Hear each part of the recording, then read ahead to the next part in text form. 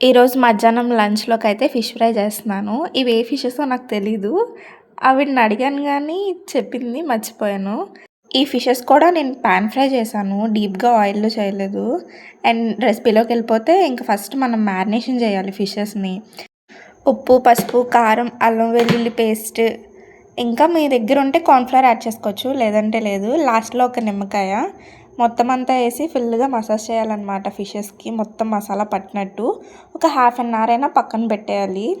Fish fry కూడా మాకు చేయడం రాదేంటమ్మా నువ్వు చూపిస్తున్నావు అనుకోవచ్చు. ఎవరి స్టైల్ వాళ్ళకి ఉంటుంది కదా! ఫస్ట్ అయితే ప్యాన్‌లో 6-8 టేబుల్ స్పూన్స్ ఆయిల్ వేయాలి. తర్వాత నేనైతే కరివేపాకు ఫస్ట్ పెట్టేసుకున్నాను. దాని మీద మనం ఫిష్ పెట్టాలన్నమాట. అంటే అది ఫ్రై అయినప్పుడు కరివేపాకు ఫ్లేవర్ అంతా ఫిష్‌కి పట్టి చాలా బాగుంటుంది. టేస్ట్ అనేది యూనిక్‌గా ఉంటుంది. నెక్స్ట్ అయితే మనం అటు ఇటు తిప్పుకుంటూ కొద్దిసేపు మూత పెట్టుకొని ఫిష్‌ని అలా రోస్ట్ చేయాలి. మరీ ఎక్కువ ఇదైపోకూడదు, మాడిపోకుండా.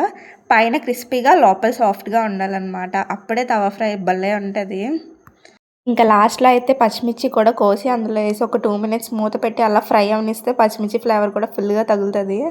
ఇంకా టేస్ట్ అయితే డిఫరెంట్‌గా ఉంటుంది. మీరు కూడా ట్రై చేయండి. అండ్ నెక్స్ట్ నేను ఏ రెసిపీ చేయాలో కామెంట్ చేయండి. వీడియో నచ్చితే లైక్ చేసి ఫాలో అవ్వండి. Thank you.